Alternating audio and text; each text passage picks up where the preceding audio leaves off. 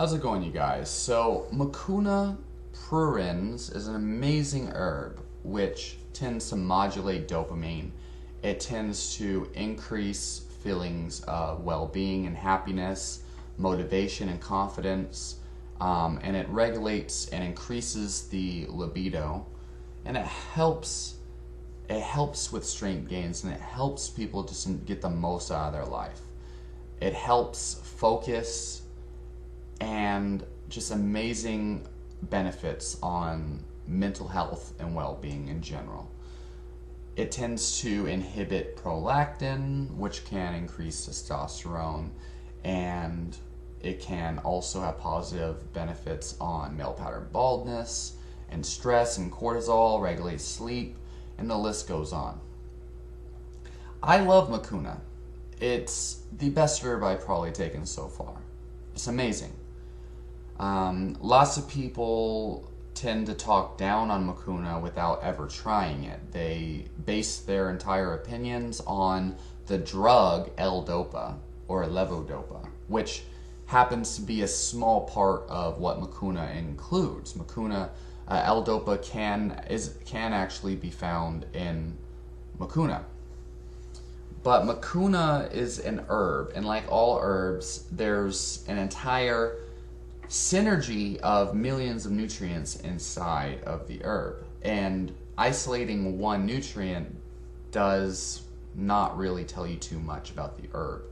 The same thing goes for caffeine. Some people, when they take caffeine in the form of green tea, they experience calmness and clarity of mind. But when they take caffeine supplements, even in the same amounts that are found in tea, it tends to make them jittery and other things.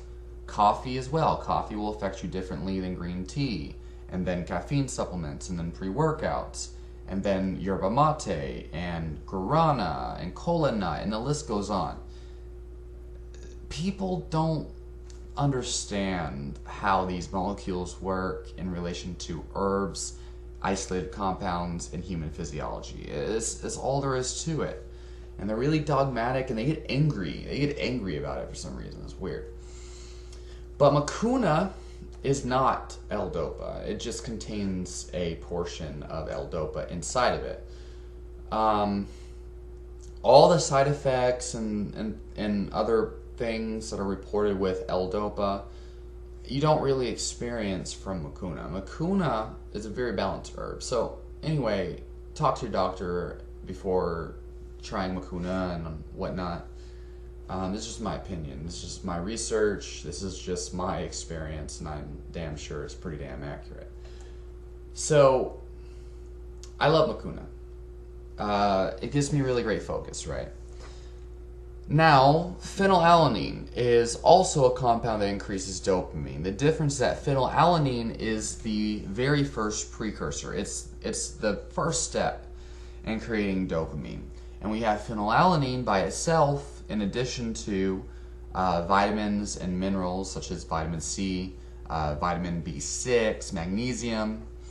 These can actually create neurotransmitters. Dopamine, it can create L-Dopa before it turns into dopamine. It can create adrenaline, okay? It is just the bare building block for creating these neurotransmitters. Now, phenylalanine is not the same thing as Mucuna. Phenylalanine is not the same thing as tyrosine. It is a building block. It is a very first step. So I took phenylalanine, okay, to try to compare it to the effects of Mucuna. And I took phenylalanine for 3 days straight, right? I took about, at first I tried just taking 500 milligrams. I didn't really notice too much benefit. So I bumped up to 1 gram, 1,000 milligrams. And it made me feel jittery. It made me feel adrenaline. Now, this adrenaline was not nearly as bad as when you take pre-workouts that have tyrosine and things added to them, and different stimulants. But it was the same neurotransmitter. I could feel it. I felt an increase in adrenaline when I took phenylalanine. Then I tried taking I believe 2 grams, maybe, I think I took 3 grams. And I definitely felt adrenaline. It felt great. I felt the normal like body jump, high blood pressure, heart pounding, adrenaline. It was completely different than Mucuna, completely. And by the way, at baseline, I feel just normal. Like there's none of this. There's no up, there's no down. It's just baseline. So I know it has nothing to do with me stopping Mucuna. In fact, there was a pretty long period of time where I didn't take anything, and then I tried phenylalanine. So phenylalanine seems to increase adrenaline. But it was cool because when I go to the gym, I felt motivated, but in an ungrounded way. I just felt pumped up. It was harder for me to control myself.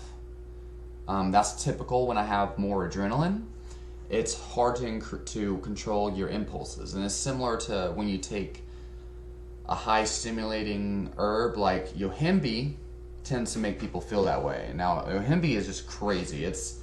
Phenylalanine is nothing compared to yohimbe because phenylalanine is a natural thing that your body regulates. Phenylalanine didn't last too long. I felt that adrenaline for about an hour, and then it started to come down.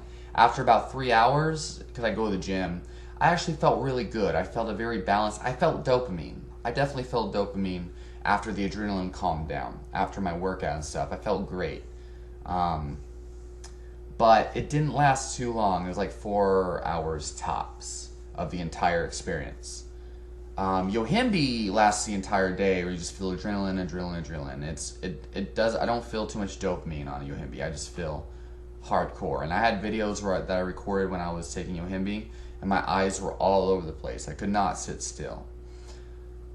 But Mucuna, on the other hand, doesn't make me feel any of those ways. Mucuna makes me feel calm, focused, motivated, confident. I feel great. I just feel high on myself, high on my life, and I just want to help people. I want to appreciate people and give value to the world. I just feel good. Mucuna's great. I think Mucuna boosts dopamine, and it doesn't have those stimulating adrenaline type effects. Whereas phenylalanine seems to convert into adrenaline pretty regularly. Now that could, and also it's highly individualized with amino acids mainly. Herbs still yes, but to a smaller extent. Herbs tend to have a more predictable result, but amino acids are different because you get phenylalanine from protein, bounded up, and other amino acids. So it doesn't necessarily affect you in an adrenaline way when you eat it in a complex like proteins. But when you take phenylalanine by itself, damn, like it's going to depend on the other cofactors you have, magnesium, vitamin C, what your body does with phenylalanine. And then of course, if you take caffeine, which tends to increase adrenaline and cortisol, your body will more likely produce adrenaline from that phenylalanine. So personally, I like Mucuna much more, and I like to take Mucuna with some good coffee, or take Mucuna and then consume a moderate or a small amount of food, usually about 30 minutes after taking Mucuna, to give the Mucuna some time to just absorb first, so there's no competition past the blood-brain barrier from different proteins. And then drink some yerba mate, and I just feel great. I feel endorphins and whatnot. Typically, in the past, couple months, my best videos were done when I started taking Mucuna, and I did this ritual. So, if anybody asks me about these two nootropics or what have you, personally, I like Mucuna. I think it's healthier. I think there's less side effects involved, less chance for issues. There's a lot of people that are scared of side effects or withdrawal symptoms, but most of these people who are scared of it or who fear-monger with other people, it's because they've studied the L-Dopa drug that's used for Parkinson's disease, and they haven't actually studied Mucuna. Most studies on Mucuna state that there's not really toxicity. They state that there was one incident where people lived on an island and they were malnourished and they didn't eat anything but these beans, which happen to be related to Mucuna pruriens, but they're not actually Mucuna pruriens. There's a different form. But they consume nothing but these beans, and the scientists say they probably developed a protein deficiency and experienced hallucinations. But they were eating nothing but this family member of Mucuna, and they had hallucinations. But they're eating a shit ton of it. They're eating like pounds of these beans that aren't necessarily Mucuna, but they're related to it.